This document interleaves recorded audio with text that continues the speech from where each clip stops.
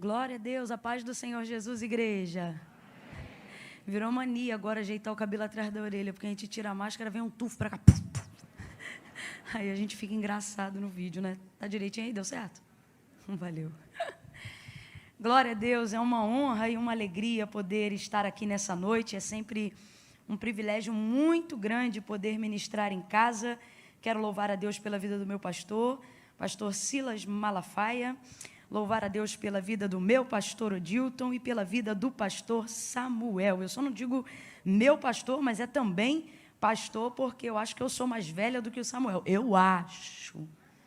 Pode ser que não, né? Mas eu estou feliz de estar aqui e feliz de ver que a geração dos crentes feitos de açúcar acabou. Né? Rapaz, o povo veio, até quem é mais doce entrou na sombrinha e disse, eu vou. Que alegria, Deus abençoe a vida de cada um dos irmãos.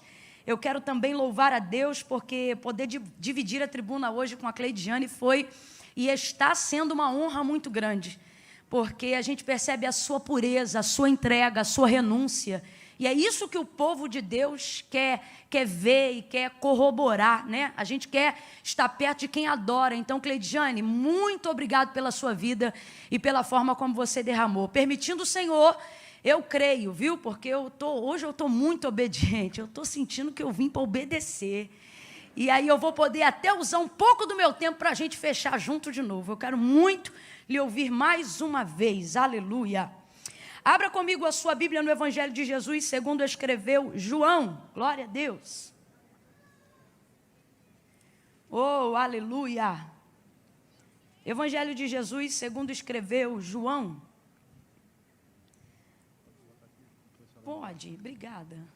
Só para dizer para vocês, gente, que terminando o culto, os materiais da loja estarão disponíveis ali no lounge. Eu sempre quis falar isso. Porque às vezes a gente diz assim, está ali na banca, né? Mas quando a gente está assim, a gente está ali no lounge da igreja. E se vocês desejarem adquirir, vocês já sabem o propósito que a gente carrega, né? E vai ser uma bênção, tá bom? Só para mostrar para vocês, hoje tem a bata do leão, aquela que o tronco é cinza e a manga é no preto. E vocês já sabem que é proposital. Para quê, Camila? Para afinar a cintura. Diga aleluia. Tem o vestido fé também hoje, nessa malha mais grossa, própria para essa noite que nós estamos vivendo hoje. Eu amo esse vestido e vocês sabem por quê, né? Se colocar um tênisinho, derruba 10 anos em qualquer idade. Não é à toa que eu estou de tênis, eu já estou nessa fase. E tem aquela que é super discreta, quase não chama atenção, que é a virtuosa de A a Z, toda no brilho, no paetê, baseada em Provérbios, capítulo de número 31. Como eu sempre digo, essa aqui é aquela para quem está acostumado a brilhar. Tipo, você quer brilho? Toma brilho, minha filha. É desse jeito. E tem também uma marca nova que o pastor Eduardo Gonçalves está lançando, e ele está desenvolvendo uma ideia muito bacana em cima do tema cabeça para cima. É um C subindo, e tem essa malha estonada, que é uma long, linda. Eu acabei de batizar ela num copo d'água. E também os bonés. Eu particularmente gosto muito, então eu quis entrar nessa com ele porque eu uso, né? Apesar de ter esse semblante super assembleianossauro, eu também sei ser church. E aí eu uso. Tá aqui, ó, cabeça para cima, dá para dar um zoom aí, foca em mim. Eu sempre quis dizer isso também. Gente, o acabamento desse boné é surreal.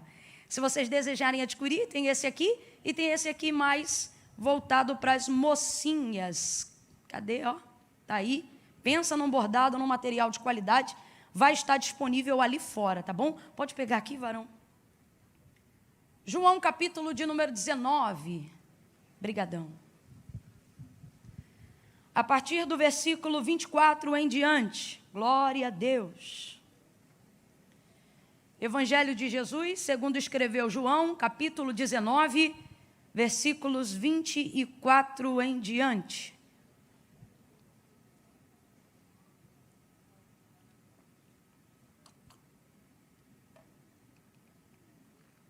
Quem achou pode dar um amém? Amém.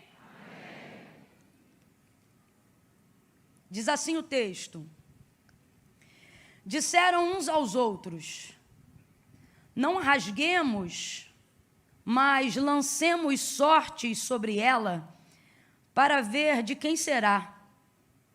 Isto aconteceu para que se cumprisse a Escritura. E isto aconteceu para que se cumprisse a Escritura, que dizia: dividiram entre si as minhas vestes e sobre a minha túnica lançaram sortes. E foi o que fizeram os soldados. Junto à cruz de Jesus estava a sua mãe, a irmã dela, e Maria, mulher de Clopas, e Maria Madalena. Vendo Jesus ali a sua mãe, e que o discípulo a quem ele amava estava presente, disse à sua mãe: mulher, eis aí o teu filho. Depois disse ao discípulo: eis aí a tua mãe. E desde essa hora em diante o discípulo a recebeu em sua casa. Mais tarde, sabendo Jesus que tudo estava consumado, e para que a Escritura se cumprisse, perceba, e para que a Escritura se cumprisse, disse: tenho sede. E estava ali um vaso cheio de vinagre, e embeberam de vinagre uma esponja, colocaram-na numa vara de ísopo, e chegaram-na à sua boca. Quando Jesus recebeu o vinagre, disse: está consumado. E inclinando a cabeça, entregou o Espírito. Como era o dia da preparação, os judeus, para que os corpos não ficassem na cruz durante o sábado, porque esse sábado era um grande dia, rogaram a Pilatos que lhe quebrassem as pernas e fossem tirados os crucificados. Foram os soldados e quebraram as pernas do primeiro e a do outro, que com ele fora crucificado. Mas, chegando-se a Jesus e vendo-o já morto, não lhe quebraram as pernas.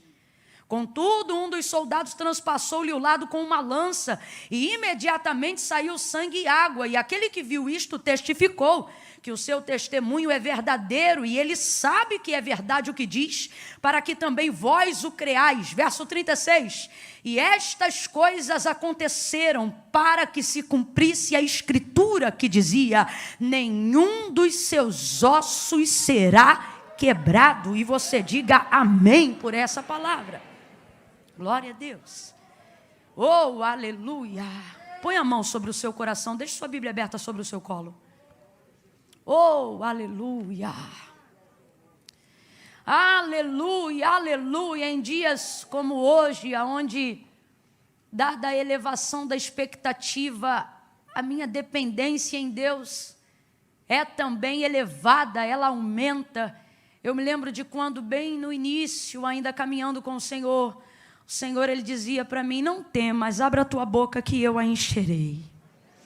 E em dias como hoje eu me lembro destas palavras, e isso me dá força, me anima a fé. E vezes antes de assumir a tribuna para ministrar a palavra de Deus, Deus sempre usava alguém no círculo de oração, antecedendo a ministração da palavra, e era um corinho que me lembrava uma oração, né? É uma oração cantada, na verdade. Se você é dessa época, você conhece esse lançamento, diz assim: fala, Deus, fala, Deus, toca-me com brasa. Faça disso uma oração, diga: fala, Deus, fala, Deus, sim, alegre atendo ao teu. Fala, Deus, fala. Feche os teus olhos, curve a sua cabeça. Fala. Fale com Ele. Toca-me com brasas do... Faça disso uma súplica, peça. Fala, Deus. Fala, Deus. Sim, alegre atento. Sim, alegre até. Sim, alegre alegre atendo ao teu. Senhor nosso Deus e nosso Pai, é com alegria que queremos atender ao teu mandar. É com alegria que queremos atender o teu comando. Nós estamos aqui, Senhor, por causa do teu nome. Nós estamos aqui por causa da tua glória. Nós estamos aqui para exaltar a tua fidelidade nesta noite. Nós estamos aqui porque ninguém nos ama como o Senhor nos ama. Nós estamos aqui por causa da multidão das tuas misericórdias, que tem sido a causa de não sermos consumidos, Deus. Quantos levantam pela manhã e à tarde já não são, mas nesta noite, como Davi, nós podemos te erguer um altar de adoração e tributar a ti toda a honra e toda a glória que é devida ao teu nome, porque nós deitamos, dormimos e estamos de pé, porque só o Senhor nos faz habitar em segurança. Quantas vezes tu tens sido o abrigo seguro, quantas vezes o Senhor tem sido o nosso chão, o nosso sustento, a nossa força. Quantos aqui nesta noite vieram do trabalho, outros pegaram trem, alguns vieram de carro, alguns no conforto, outros vivendo um revés da vida, mas todos estão diante do teu altar, Senhor. Todos estão diante da tua grandiosa presença, não porque queremos ouvir apenas uma palavra motivacional, não porque queremos administrar apenas um culto, mas porque precisamos ouvir a tua voz para termos a paz que excede todo o entendimento. É a tua palavra que orienta e que governa a nossa vida. Quantas vezes a nossa esperança já não foi renovada pelo poder da tua palavra? Tu és o mesmo e não mudaste, o Deus de Abraão, o Deus de Isaac, o Deus de Jacó, e por isso nós viemos aqui, porque tu também é o nosso Deus. Graças ao sangue do teu filho vertido na cruz do Calvário, agora eu elevo a minha voz em oração a ti, junto com a tua igreja, e não estou preocupada com técnica nem com oratória. Eu estou preocupada em que o Senhor manifeste a tua vontade de acordo com o teu querer. Trabalha nos nossos corações, continua falando conosco. Levanta aquele que entrou hoje aqui perturbado, caído. Liberta aquele que está sentindo-se oprimido. Aonde houver uma dor agora no organismo e no corpo, alojada, querendo desvirtuar a atenção desta pessoa para ouvir a tua palavra, neutraliza, cancela toda a obra do mal nas regiões celestiais, ou que seja no corpo físico, espírito, alma e corpo. A tricotomia de cada jovem, a tricotomia de cada criança, a tricotomia de cada ancião. Aqueles que estão acompanhando ao vivo agora pela internet, passe em revista. O Senhor conhece o nome, o endereço, cura das enfermidades da alma e do corpo. Nós repreendemos toda friga, todo cruzar de dedo, encantamento, palavra ao contrário seja neutralizada, vencida e sem força agora, no nome de Jesus. Fala no profundo.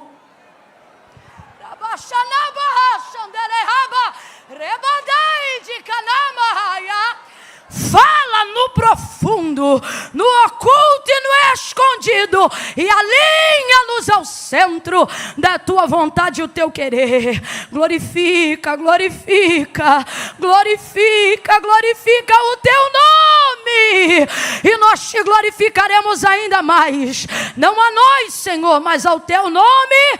Glória, sem cessar. Nós oramos e te pedimos, fala, que os teus servos ouvem, em nome de Jesus. Quem concorda, diga oh, amém, aleluia, oh, aleluia, aleluia, aleluia.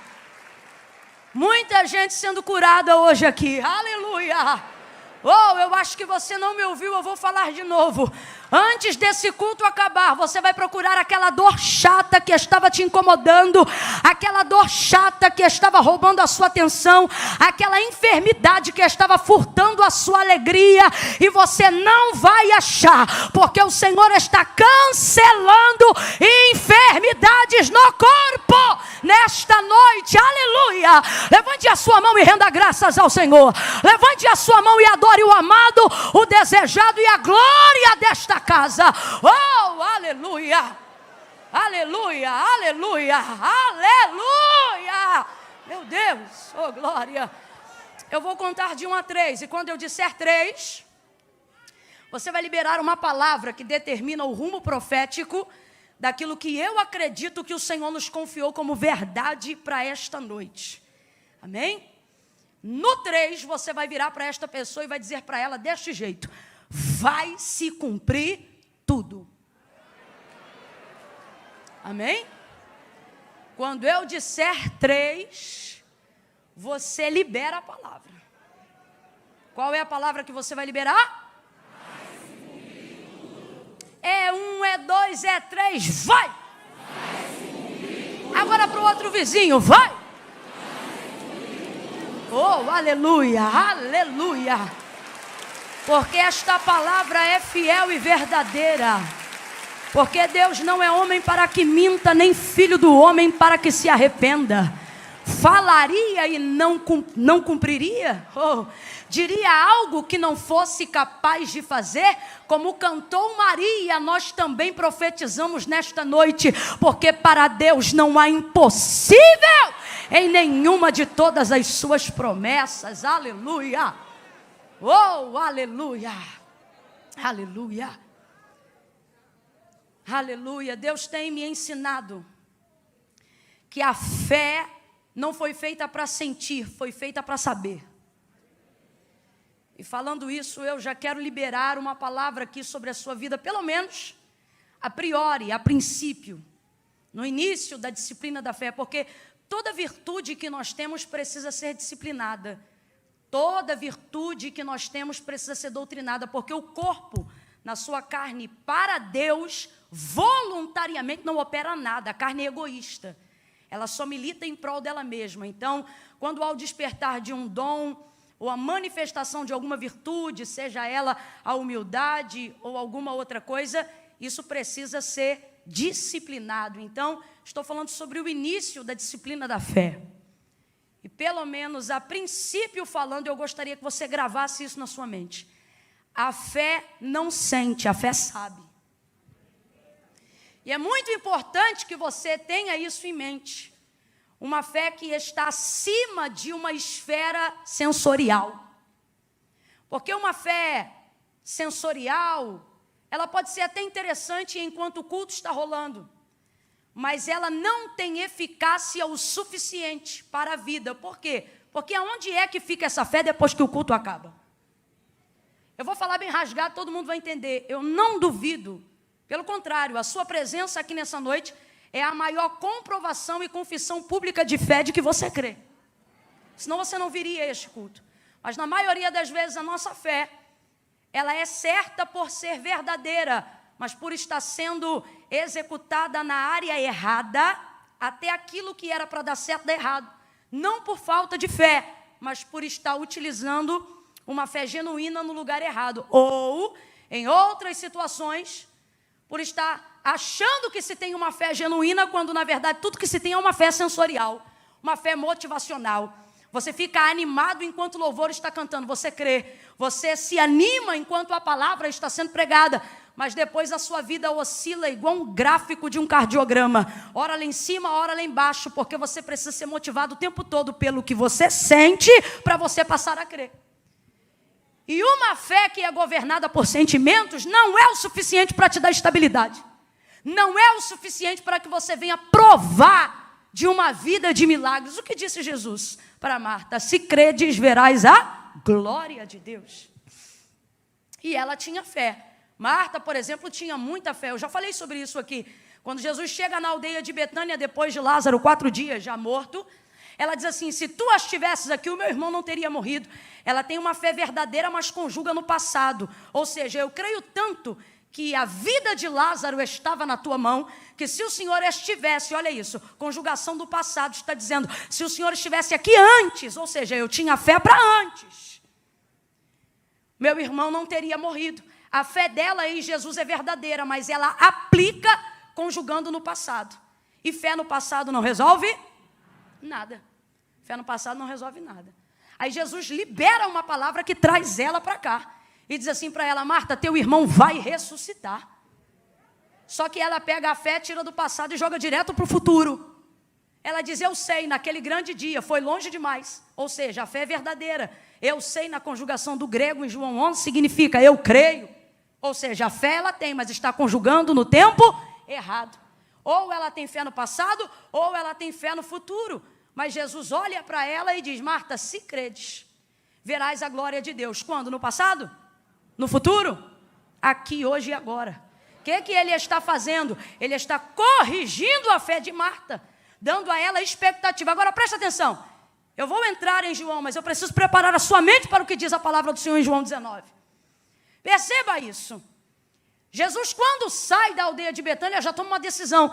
Eu vou ressuscitar Lázaro. E ele precisa do conselho de alguém para tomar essa decisão? Ele precisa da fé de alguém para tomar essa decisão? Muito antes de animar os discípulos para irem a Betânia, muito antes de animar Marta a crer, muito antes de corrigir a expectativa da fé da sua irmã Maria, ele já havia decidido muito antes de chegar na aldeia de Betânia. Ele disse, Lázaro está morto, mas eu vou ressuscitá-lo. Então preste atenção, Jesus não está trabalhando com a fé de ninguém para decidir se opera um milagre na vida de Lázaro, ele já decidiu.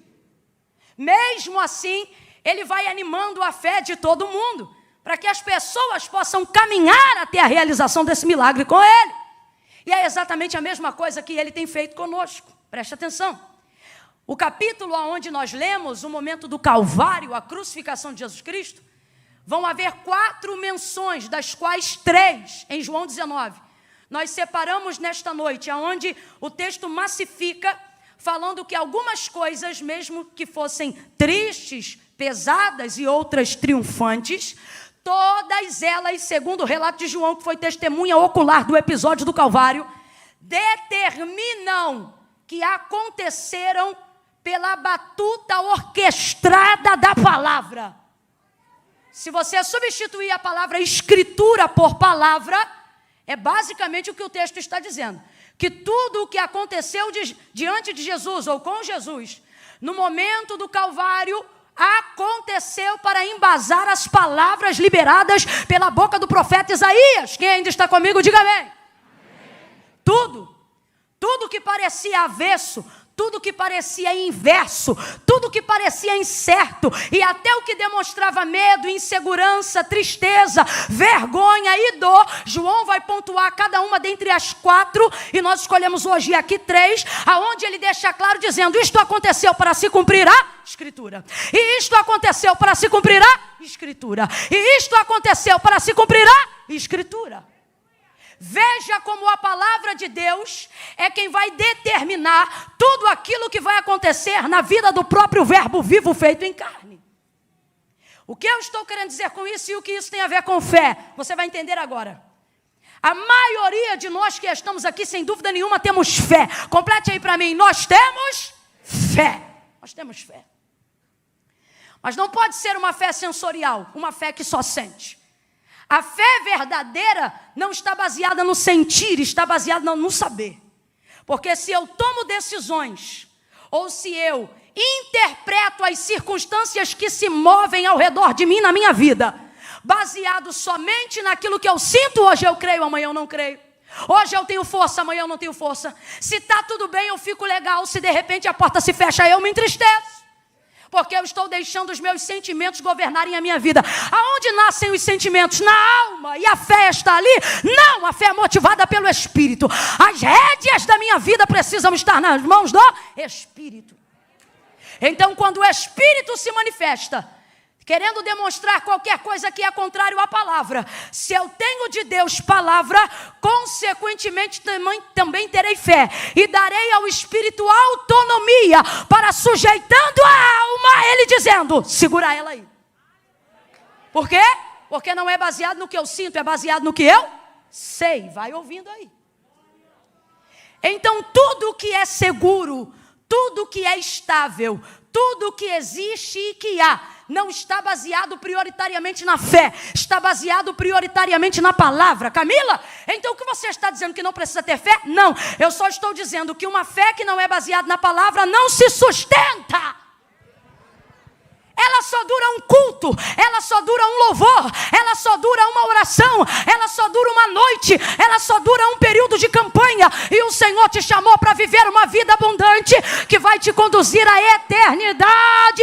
Então você não pode ter uma vida onde as suas decisões e o governo das suas decisões esteja na mão dos seus sentimentos. E o que é que está acontecendo hoje? A maioria das pessoas estão conduzindo a sua crença em Deus baseado naquilo que elas sentem.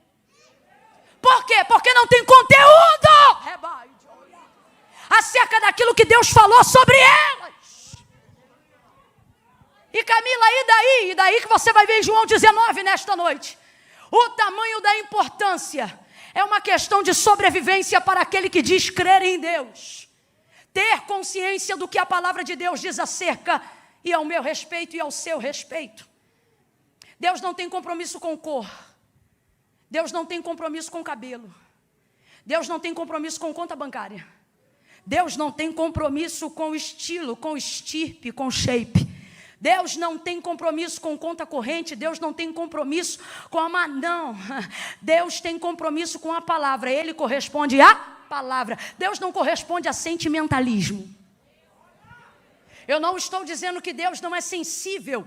A manifestação de Jesus Cristo na terra é a maior prova da sensibilidade de Deus para com a humanidade. Agora, o que é ser sentimentalista? É se tornar refém de um sentimento e dar para ele o governo das minhas decisões.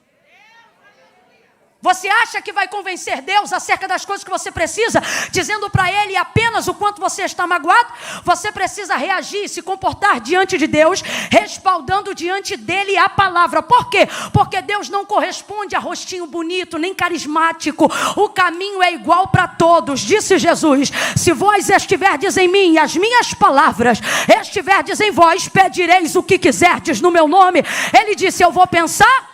Ele disse: eu vou estudar o caso? Não. Se vós estiverdes em mim e as minhas palavras estiverdes em vós, pedireis o que quiserdes no meu nome, isto vos será feito. O quê? O que você está pedindo, o alvo da sua súplica, a área de atendimento da sua necessidade. Mas é mais fácil falar do que eu sinto do que falar do que eu sei. Por quê? Porque eu não leio a Bíblia. Porque eu baseio a minha fé em cima do que os outros falam e não em cima do que a Bíblia diz.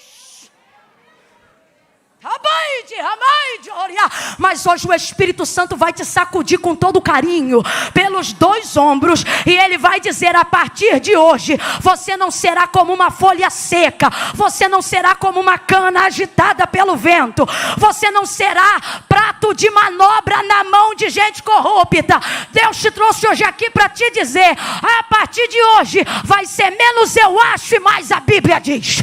A palavra de Deus diz, a palavra de Deus garante, e Deus tomará o governo de todas as decisões da sua vida.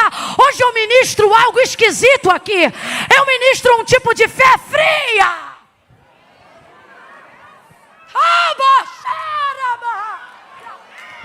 Um tipo de fé fria. A fé da sunamita, por exemplo. A fé de uma mulher que acabou de perder um filho. O único filho. Cumprimento de promessa, predito pela boca de Eliseu, morreu. O texto diz: meio-dia, menino no colo, morreu. Complete aí, por favor, 2 Reis 4, o menino morreu. Aí o que o texto diz sobre isso? Que ela pega o menino, irmão, o que é isso? Filho único.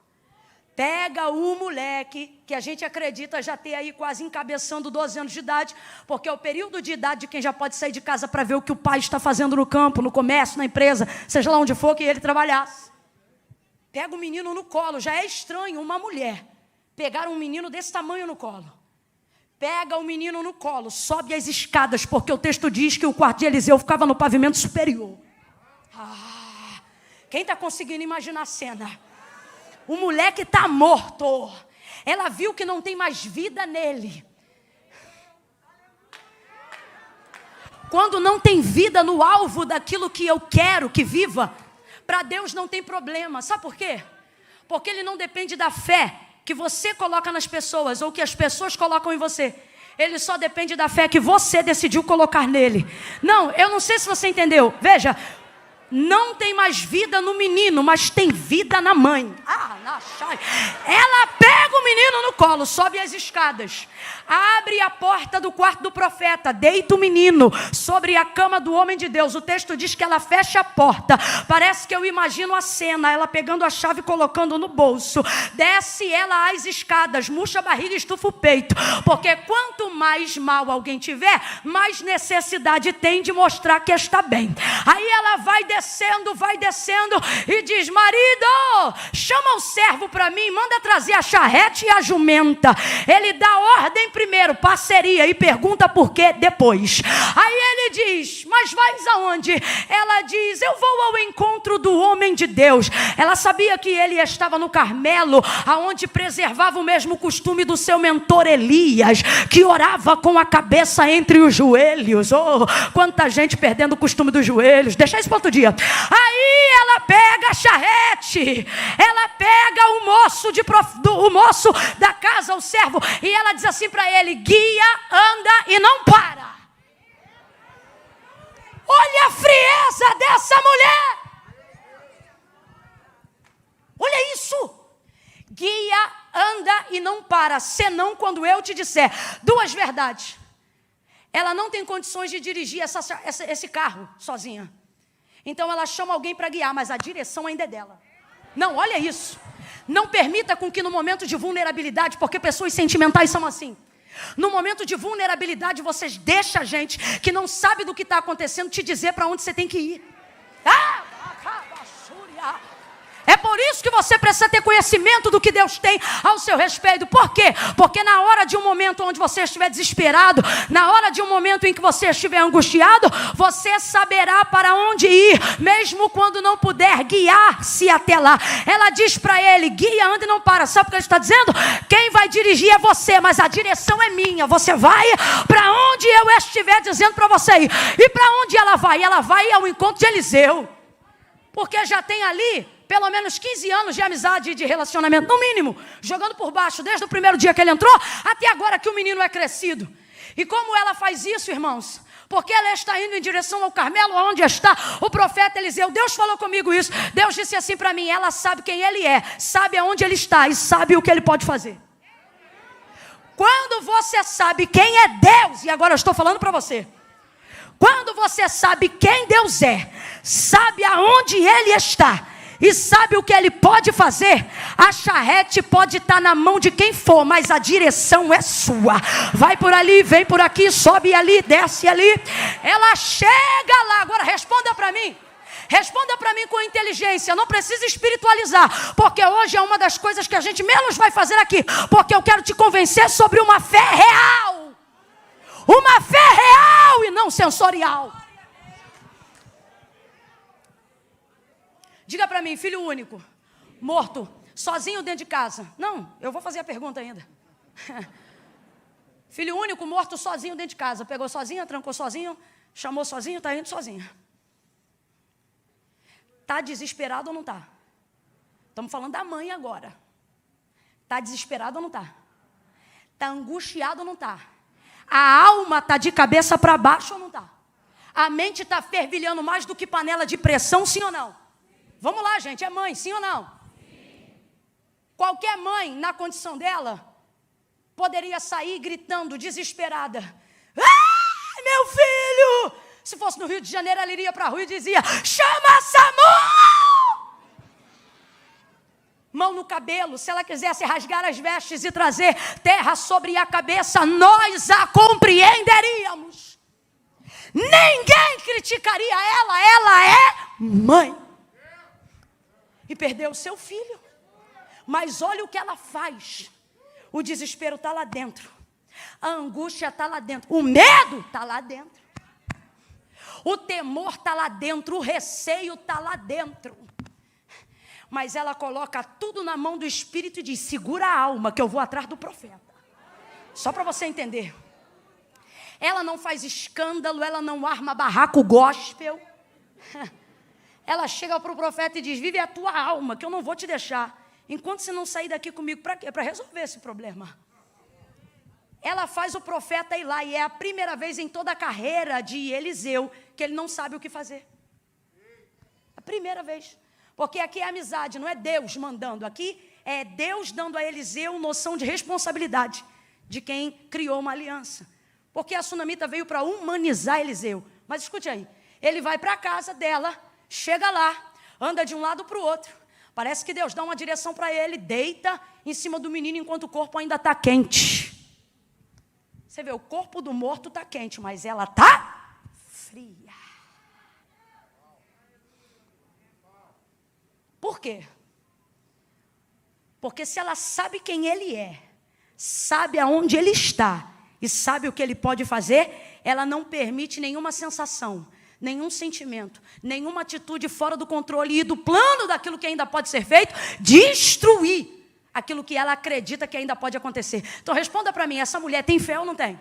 Tem fé ou não tem? Mas não está pulando, não está dando glória a Deus, não está rodando, não está falando em língua, mas tem fé ou não tem? E a Bíblia diz que essa é a vitória que vence o mundo, a nossa fé. Ela tem fé em quê? No conhecimento da construção do relacionamento que ela desenvolveu com Eliseu durante todos esses anos. Ela não sabe apenas o que ele é capaz de fazer, ela sabe quem ele é. Porque no dia que ela construiu um quarto junto ao muro da casa, o que ela disse ao marido? Marido, vamos construir um quarto junto ao muro da nossa casa, porque eu tenho visto que este homem que sempre passa por nós é um santo homem de Deus. Ela sabia quem ele era e sabia o que ele podia fazer. Ela manteve o controle, não baseado no que ela sentia, ela manteve o controle baseado no que ela... Abre a boca, baseado no que ela sabia. É esse tipo de fé que o autor da carta aos Hebreus fala. É a fé de alguém que não está tão preocupado em transparecer fé aos outros, mas está extremamente comprometido em mostrar para Deus que sabe no que ela acredita, no que ele acredita, no que sua vida deseja, aonde estão as suas expectativas. E Camila, por que hoje em dia já não está acontecendo mais assim com tanta frequência? Será que está faltando fé? Não. O que está faltando é expectativa na palavra para que haja realidade de fé. A Bíblia diz que a fé vem pelo ouvir e o ouvir da palavra de Deus. Não é qualquer palavra, a fé vem pelo ouvir e o ouvir da palavra de Deus. Se a fé vem pelo ouvir de Deus, quando eu começo a me relacionar com Deus, eu não me relaciono com Ele manifestando primeiro a fé. Eu primeiro preciso manifestar em mim a palavra, e a minha fé se manifestará diante de Deus. Camila, eu não entendi. Vai entender que eu vou falar rasgado. Na ordem e na escala de prioridades de quem se relaciona com Deus, você coloca a fé no primeiro lugar e deveria colocar a palavra. Porque não tem como manter a fé na primazia se primeiro você não tiver a palavra. Vou falar mais rasgado e quem tem 12 anos vai entender também. As pessoas dizem assim: tal coisa não aconteceu, ou aquilo não aconteceu, porque fulano não teve fé para Deus fazer. Fé para Deus fazer. Eu já ouvi isso muitas vezes. É quase um jargão popular de quem fala crentez. Fé para Deus fazer. Deus não precisa de fé para fazer nada. Ouça isso com muita atenção. Camila, Deus não precisa da minha fé para fazer nada, não precisa. Sua fé não dá para Deus poder de fazer nada. Se você crê, Deus pode. Se você não crê, Deus continua podendo. Deus não depende da sua fé para manifestar o poder que Ele já tem. E isto está provado na palavra, não estou inventando. Antes de querer me chamar de herege, ouça o que a Bíblia diz: e anátema seja tu, ao invés de mim. Gênesis capítulo de número 1. No princípio, a terra era sem forma e vazia. Complete por favor aí, eu vou dizer, olha, não havia nada. Complete aí, não havia? Não havia? No princípio a terra era sem forma e vazia. Isso significa que não havia E o Espírito de Deus, não é de Satanás não, é o Espírito de Deus, não é das trevas não. E o Espírito de Deus se movia sobre a face das águas. E o Espírito de Deus, então vamos lá, quem se movia sobre a face das águas que estavam no abismo, era o Espírito de... O Espírito de... Mesmo assim, Deus estava no princípio, e o Espírito dele já se movia no princípio, mas não manifestava nada, não criava, não movia nada. Deus estava lá no princípio. O Espírito se move, mas não realiza nada, não cria nada, não produz nada, não projeta nada, não nasce nada. Só tem Deus lá, mas mesmo assim não acontece. Aí você conhece a história bem de Gênesis 1. E disse Deus. É a primeira manifestação de verbo. É a primeira manifestação de palavra. E João diz que Jesus já estava lá desde este dia. Porque diferente dos outros evangelistas, ele já coloca no cabeçalho da biografia não o nome de José, nem o nome de Maria. Porque João não predata a manifestação de Cristo na conceição de Maria. Ele predata a biografia de Cristo lá no princípio. Quando ele diz, no princípio era o verbo estava com Deus. O verbo era Deus, nele estava a vida, e a vida era a luz dos homens. Ouça isso, Gênesis 1. Aí ele diz assim: e disse Deus, haja luz. Eita gente, e o que aconteceu? E houve luz. E disse Deus, haja luz, e houve luz.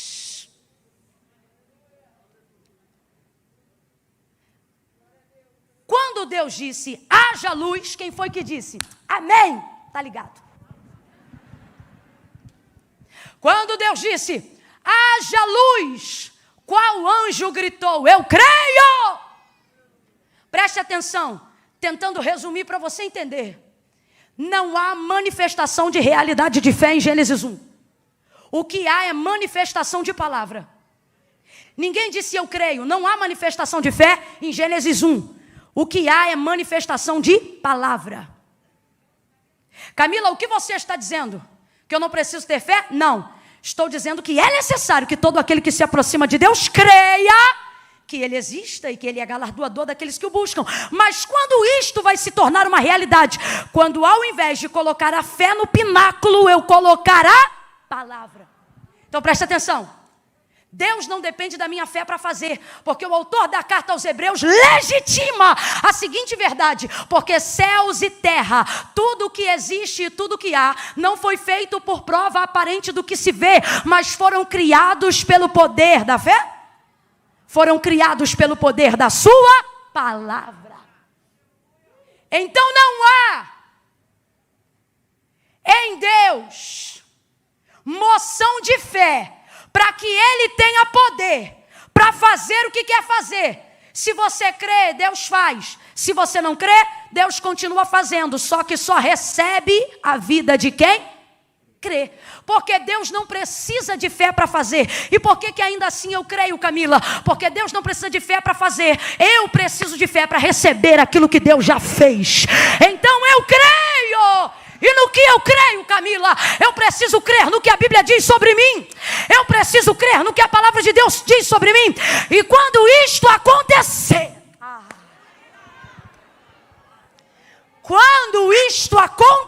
o que?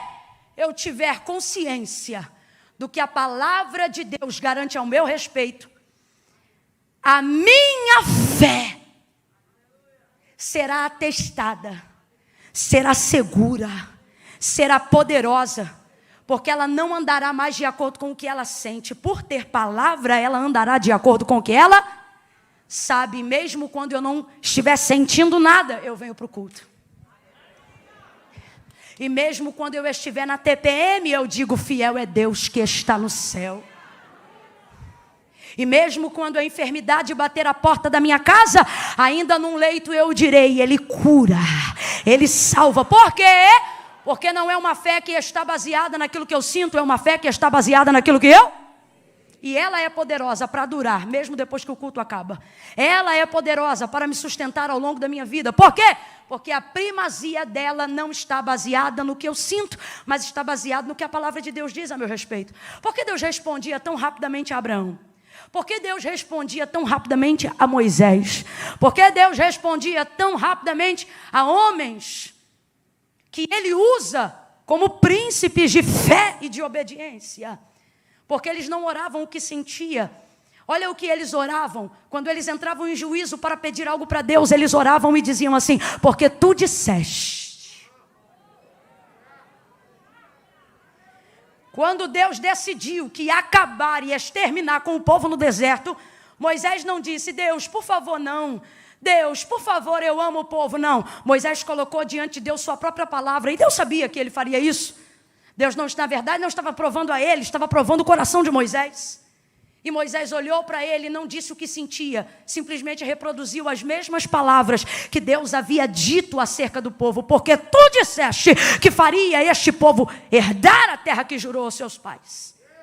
E isso fez com que Deus mudasse a momentânea sentença que aparentemente estava sendo delegada naquela hora diante do povo no deserto.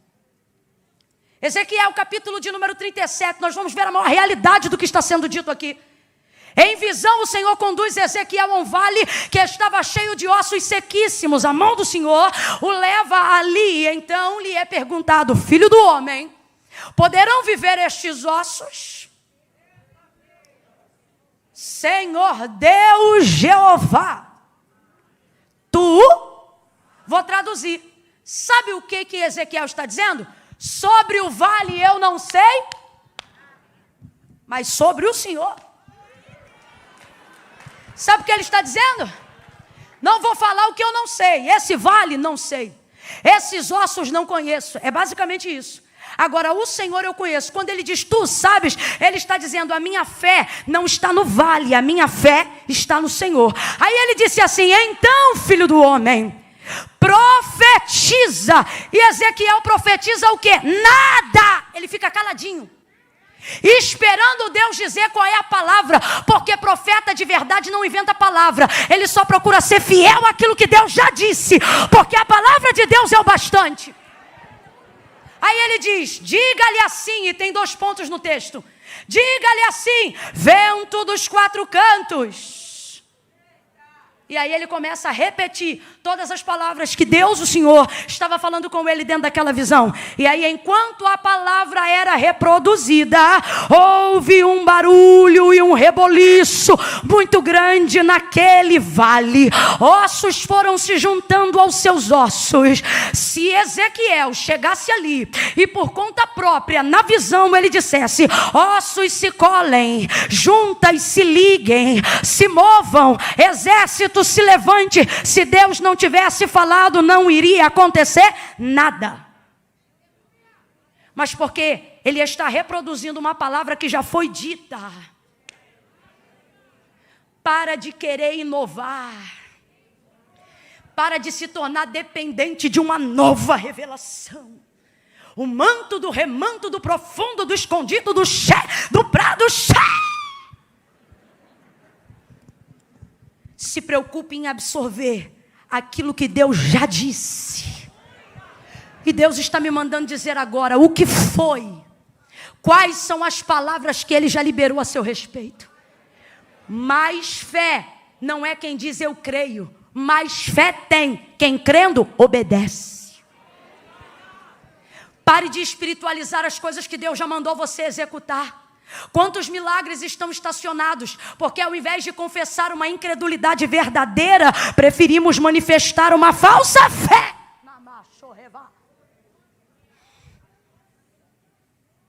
Segunda Reis 4, a viúva: meu marido morreu, credor está na porta. Declara-me o que tens, disse Eliseu. Só tem uma botija de azeite. Entra no quarto, fecha a porta, e nos vasos que pediu todos emprestado, derrama o azeite da botija nos vasos. Ele disse derrama, palavra de ordem, verbo imperativo. Ele disse vai e derrama. Sabe o que ele está dizendo? Ele está dizendo vai e faz. Ele não está dizendo creia, ele já está trabalhando com a fé que acredita que ela tem. Por isso ele não diz entre e ora, ele disse entra e faz. Ah, não, vou falar isso aqui. Aí a gente entra no quarto, tá com a palavra, tá com a palavra.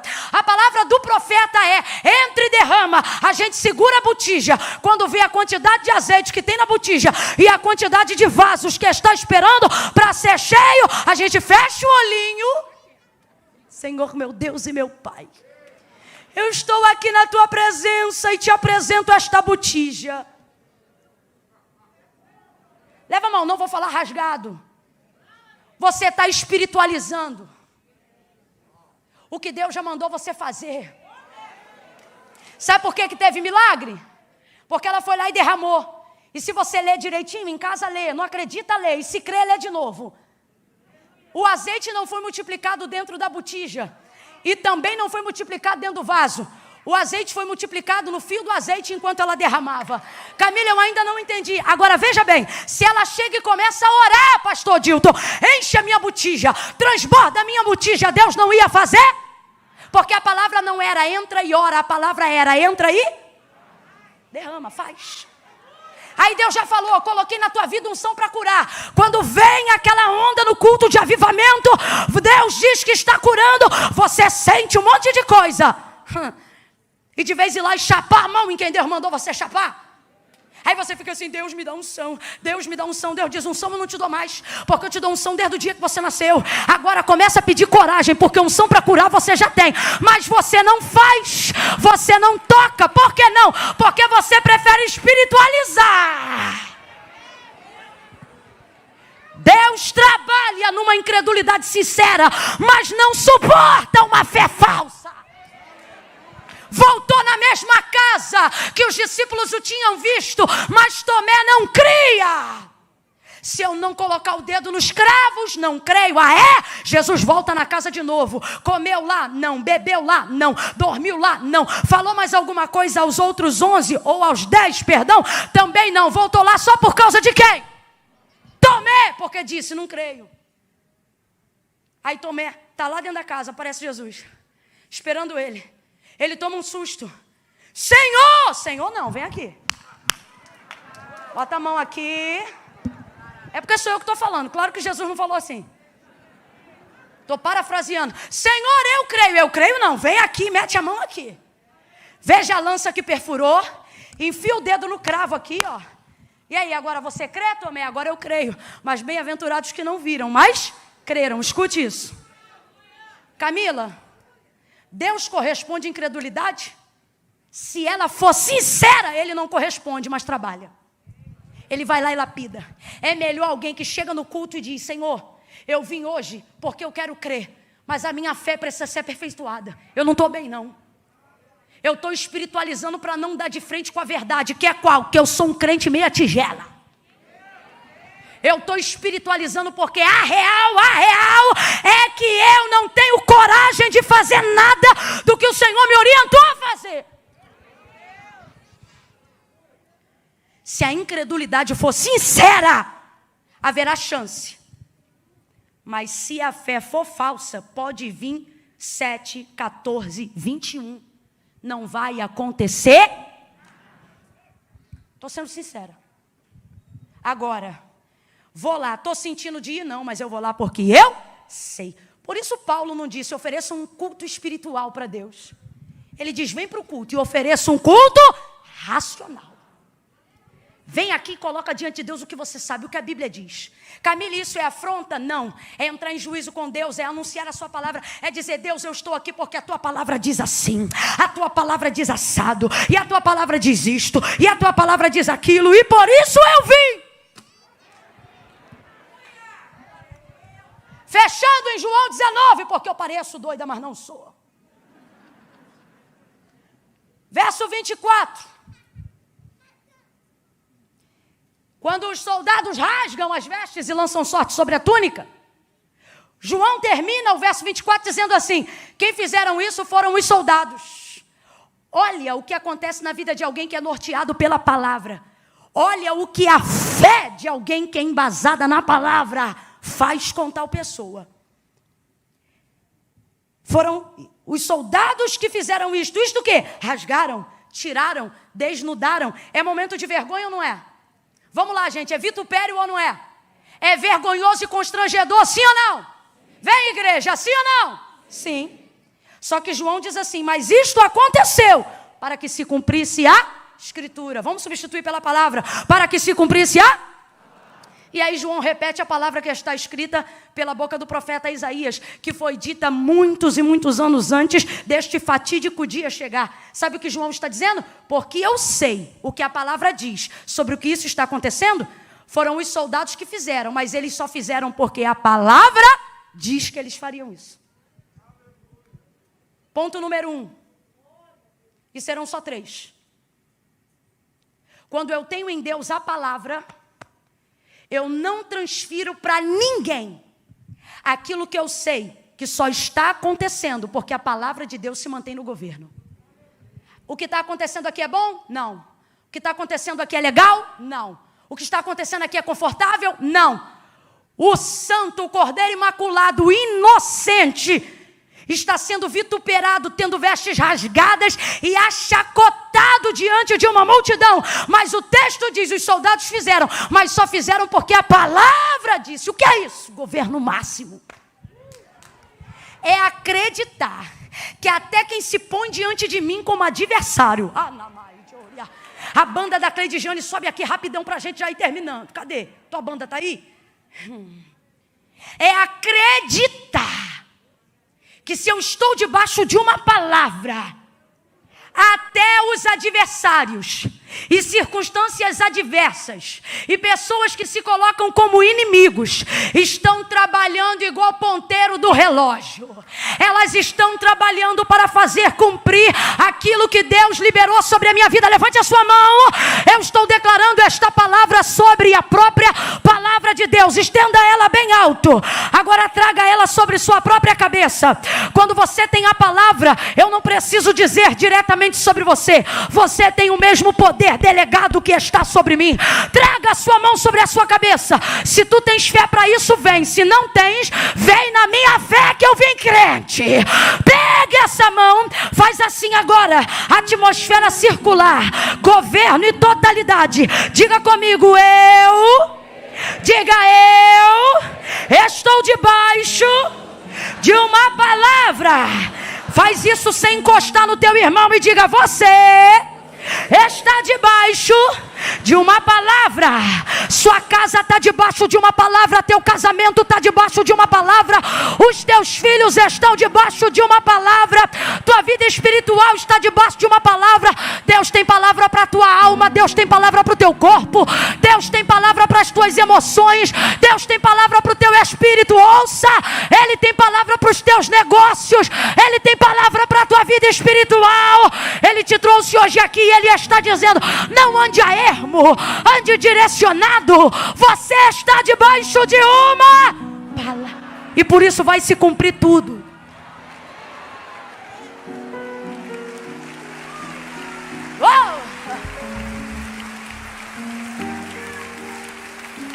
Grita aí de novo com alguém e diga, vai se cumprir tudo. Não, você não gritou, você falou, Camila, eu não gosto de gritar, então da próxima vez venha num culto que a pregadora for mesmo pentecostal, porque hoje aqui a gente é até o tutano. Olhe para quem está ao seu lado. Se até Deus bradou no coração de Samuel, que problema tem eu elevar a voz? Olhe para quem está ao seu lado e diga, vai se cumprir tudo que a Bíblia diz ao seu respeito já está sobre você. E Deus não precisa da sua fé para fazer. É você que precisa da sua fé para receber o que já está pronto, o que já está feito, o que Ele já disse. Quem acredita nisso, reaja, reaja, reaja. Eu tenho uma palavra, eu tenho uma palavra. Camila, mas a macumbeira botou meu nome 7 palmos embaixo da terra. Coitado do sapo que morreu. Fala pra ela que eu estou debaixo de uma palavra. O dono do tráfico já falou que teu filho é aviãozinho. Já disse que ele vai dar 20 tiros na cara dele. Não precisa falar pro dono da boca. Só preciso saber. Diga, eu tenho quarto, tenho joelho. E este moleque está debaixo de uma palavra.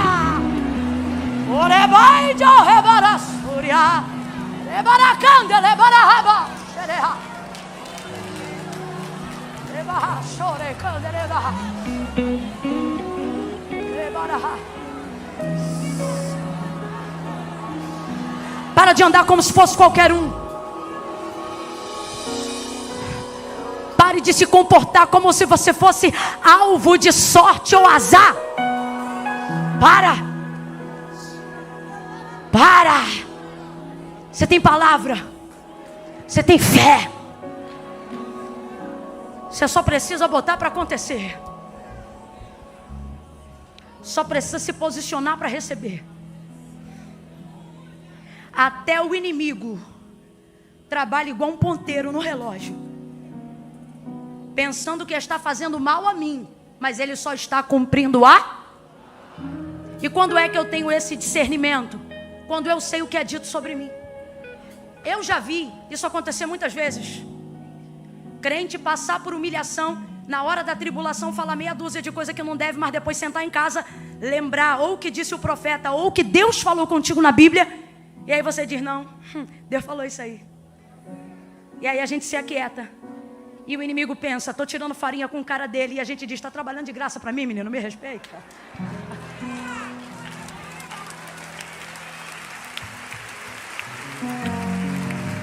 Segunda vez. Ninguém se mova agora. Não fui eu que pedi você para ficar de pé. Se foi o Espírito que te botou de pé, agora sustenta. Segunda vez. O texto diz assim: e vendo que já estava chegando a hora, disse, tenho sede. Você leu comigo, em casa medita melhor.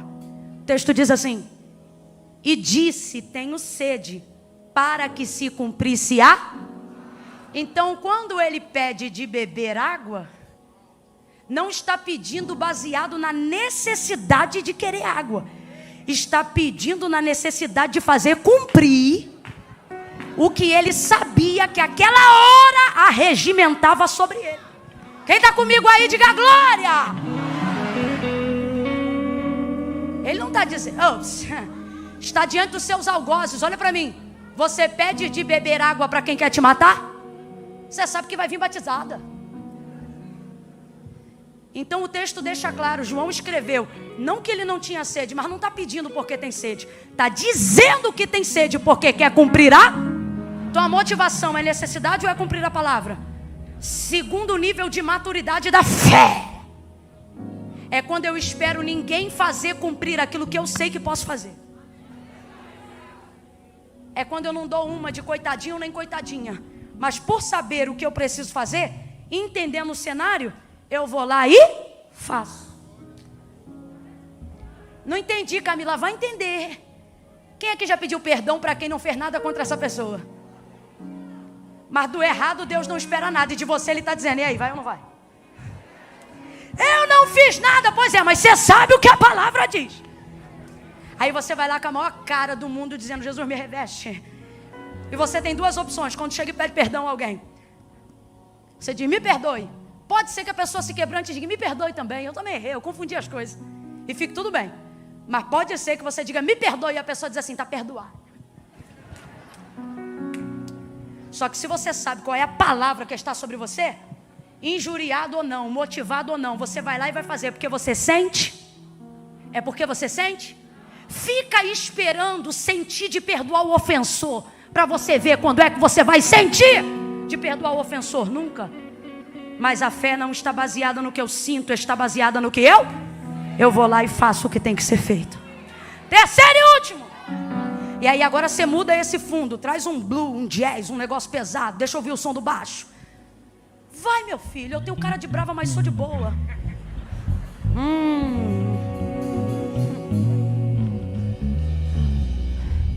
Nós vamos fazer um som agora de quem está vendo o cenário todo montado para alguém te arrebentar, ou para uma circunstância te arrebentar. E parece que você ouve o eco do diabo no inferno dizendo, eu vou te arrebentar todinha. Eu vou arrebentar com a tua casa, eu vou arrebentar com a tua família, E aí ele vai ameaçando, porque você vê o da direita caindo, o da esquerda caindo também, e tá todo mundo no mesmo lugar no Gólgota, tá todo mundo pendurado sobre o mesmo tipo de madeira. E aí você fica se perguntando: o que tem de diferente de mim para ter arrebentado ele e não me arrebentar? Eu não quero comparações. O Espírito de Deus está dizendo aqui para alguém: eu não quero você comparando sua vida. A comparação mina a fé. Não foque em como o outro foi quebrado. Foque que você está debaixo de uma palavra. Chegando-se porém a Jesus, cada um com um pedaço de madeira na mão.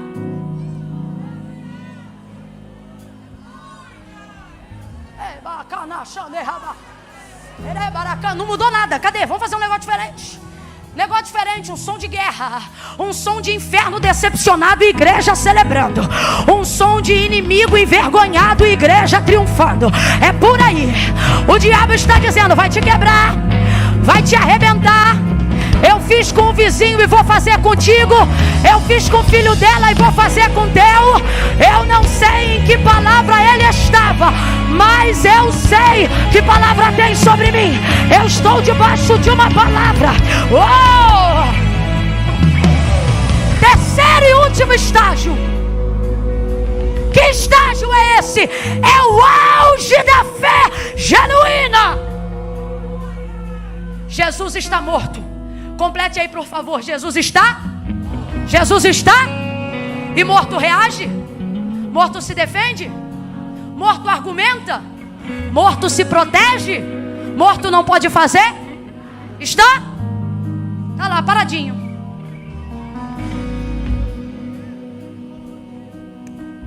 Aí você diz: Camila, o que eu tenho a ver com isso? Camila, o que eu tenho a ver com isso? Você diz assim: vivo eu estou, porque eu estou respirando. Mas às vezes está num ambiente de trabalho onde você não pode se defender. Você diz: viva eu estou, porque eu estou respirando. Mas está morando de favor numa casa onde você não pode pedir nem para ligar o ventilador. Vivo tá, mas tem que estudar numa faculdade que, se você levantar um argumento contrário, recebe 1000 pedradas. Aí você diz: Camila, vive eu tô, mas parece até que eu tenho que agir como se eu estivesse. E aí essa hora, Camila, o que vai acontecer? Ora, se na primeira vez cumpriu-se a palavra, se na segunda vez tu cumpriste a palavra, esse é o maior auge. É quando, Camila? É quando eu não posso mais reagir, mas não haverá problema. Por quê? Porque você trabalha para cumprir a palavra trabalha para cumprir o que você não pode mais cumprir, para defender quando... Camila, ainda não entendi, vai entender. Deus trouxe gente hoje aqui e está dizendo: a minha palavra vai se manifestar e ela vai fazer por você aquilo que você não pode fazer. Camila, será que isso é verdade? É verdade, porque o autor da carta aos Hebreus diz que ela é viva, eficaz, mais penetrante do que qualquer espada de 2 gumes. Levante a sua mão. Eis que o guarda de Israel, o Senhor é este guarda, e é Ele quem te guarda. O sol não te molestará de dia e nem a lua de noite. O Senhor guardará a tua alma, Ele guardará a tua entrada e a tua saída, desde agora e para sempre. Levante a mão. Bendito serás ao entrares, bendito serás ao saíres. Aquele que habita no esconderijo do Altíssimo, a sombra do Onipotente descansará. Direi do Senhor: Ele é o meu Deus, o meu refúgio, nele eu confiarei. Eu estou debaixo de uma palavra. Quem está debaixo de uma palavra? A palavra vai reagir. A palavra vai reagir. Segura aí, eu termino aqui.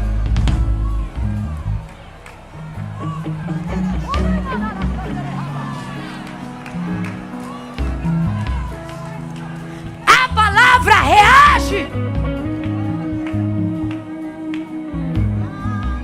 Eu só preciso saber o que ela diz e executar o que ela manda. E se eu viver uma vida para cumprir a palavra me assegurará, mesmo quando eu não tiver mais vida.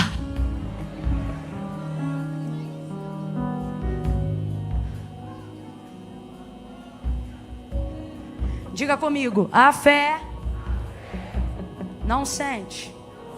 Diga, a fé sabe. Depois você pode até sentir, mas primeiro você precisa. Camila, eu quero voltar para Jesus hoje, mas eu sinto que eu não estou pronto. A fé não sente. A fé, Camila, eu preciso fazer uma aliança com Deus hoje, mas eu sinto que eu não consigo me perdoar. Não é sobre como você se sente, é sobre o que a palavra diz. Então segure aí um pouco do que você sente e ouça o que Deus diz. Ele não diz eu sinto, ele diz eu sei que pensamentos tenho de vós. Pensamentos de paz e não de mal, para te dar o fim que você deseja. Quem ainda me ouve, diga amém. Jó só sentia dor, úlceras que perfuravam a carne e pegavam até os ossos. Ele não gastou nem um minuto quando invocou Deus para falar do que sentia. Se não me engano, no capítulo 28, ele escreve e ele diz: eu sei. Está arrebentado, pastor Gesiel. Está na lona. Filho morreu, casa quebrou, não tem camelo, está sem ouro, está sem prata, sem status, sem amigos, sem nada. Já o que você está sentindo? Depressão. Já o que você está sentindo? Complexo de inferioridade. Já o que você está sentindo? Dor. Já o que você está sentindo? Estou sentindo a dor das úlceras, do mal que está em mim. E aí, Jó, vai falar do que você sente? Não, porque se eu falar do que eu sinto, eu mesmo cavo a cova, eu mesmo me enterro. E aí, Jó, vai fazer o quê? Vou falar do que eu me lembro. Eu sei que o meu Redentor vive, e por fim ele se levantará sobre a terra. Olha para mim, igreja. Chega dessa balela, só fazer o que sente. Aí não sente de orar, não ora. Depois a vida declina, não sabe por quê. É porque você está querendo espiritualizar o que Deus só mandou você fazer. Vou contar de 1 a 3. Camila, e aí vai fazer apelo? Não, apelo eu estou fazendo a 1 hora e 6 minutos. Vou fazer convite. Camila, mas eu só vou ir na frente se eu sentir um arrepio. Quer sentir arrepio? Tira a roupa no frio. Aqui agora é decisão. É decisão. Camila, seguinte, deixa eu só resolver minha vida essa semana. Na próxima campanha eu vou entregar minha vida para Jesus. Não vai. E não é porque você não quer, é porque foi o próprio Jesus que disse: sem mim nada podeis fazer. Não, mas é que tem essa situação aqui que é tico-tico no fubá. Vem você, o tico-tico e o fubá. Camila, minha parada é mais séria, vigia. Tô com 8 gramas de um bagulho aqui no bolso. Vou repartir, inclusive marquei o ponto de encontro aqui. Vem você, as 8 gramas, se o fornecedor veio, pergunta se ele quer vir também. Porque Jesus não disse se prepara e vem. Ele disse: vinde a mim todos vós que estáis cansados, oprimidos, sobrecarregados. Ele não disse eu vos julgarei. Quem se lembra, completa para mim, igreja. Ele disse eu vos tem alívio de Deus. No 3, ok? Aí você vê só um refrão, tá, Cleide? No 3, quem está na galeria: ai, Camila, eu vou ter que ir aí na frente. Vai. Mas é meio longe. Longe é o céu sem Jesus. Ai, Camila, é que eu ouvi dizer que a porta é estreita. Verdade, só esqueceram de te dizer o mais importante. É estreita, mas está. Passa por ela hoje. Eu conto 1. A igreja que entende o poder da oração, levante a mão e comece a interceder agora. Eu conto 2. Se não consegue orar, seja sincero.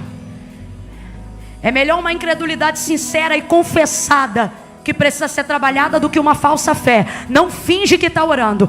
2,5. Quando as pessoas começarem a sair do lugar, porque eu sei que elas estão aqui, aleluia, você não vai aplaudir ninguém, você vai orar mais intensamente. 2,45. Camila, sou eu. Estou afastado, estou distante, saí do centro da vontade de Deus. Camila, eu sou de uma igreja aqui perto, posso ir aí na frente receber oração? Não vem que eu não estou te chamando, eu quero aqui agora. Só quem sabe que está afastado, que precisa fazer uma aliança com Deus hoje. 2,45, parou de orar por quê, igreja? 2,50, levante a mão, vai orando. O Senhor está quebrando cadeias. Camila, sou eu, é você? 3, tira o pé do chão agora e vem para Cristo. Senhor nosso Deus e nosso Pai, em nome de Jesus, em nome de Jesus, eu levanto a minha voz agora e oro com a sua santa igreja. Nós abençoamos a vida de cada um desses irmãos, dessas irmãs, dessas pessoas que estão diante do teu altar. Nós entendemos a vinda delas ao teu altar, dada a especificidade do convite, a confissão pública de fé. Tu disseste: aquele que me confessar diante dos homens, eu também o confessarei diante do meu Pai que está no céu. Eles não se envergonham, mas confessam. Por isso, Senhor, dá a eles a alegria de terem os seus nomes inscritos no livro da vida, como ministros de uma nova aliança e sacerdotes de uma nova geração. Cumpre o que tu disseste que faria. Quando tu disseste: tudo que dois de vós ligardes na terra será ligado no céu. Deus, as pessoas que pela internet agora também te confessam e retornam: ah, Senhor, nós ligamos o perdão dos seus pecados, a sua libertação, e ministramos sobre cada um deles a alegria. Alegria, alegria, alegria, alegria, alegria, alegria, alegria, alegria, alegria. A alegria do Espírito Santo e a alegria da salvação que só há em Cristo Jesus. Em nome de Jesus, nós te glorificamos. Nós te glorificamos, porque nessa noite salvação e glória chegaram a esta casa. Em nome de Jesus, quem concorda, diga. Presta atenção só um minutinho. Eu vou deixar você celebrar com as suas palmas, mas todos vocês que estão aqui na frente, a gente quer ajudar vocês. Nome, telefone, para ajudar você. E a gente quer te dar um presente do nosso pastor para incentivar essa fé que é real. Só precisa andar no caminho certo. Então o pessoal que está com você vai te conduzir agora para o lado de cá. É para o lado de cá, né, pastor Dilton? Para o lado de cá? Para o lado de cá? Metade aqui, ó. Divisão do corredor. Quem está daqui para lá, vai para lá. Quem está daqui para cá, vai para cá. E antes do culto acabar, rapidinho, você já vai estar aqui de volta. Quem está com esse povo, espera eles. As palmas celebrem ao Senhor. Celebre com verdade, celebre com vontade. Deus te abençoe, pastor Dilton.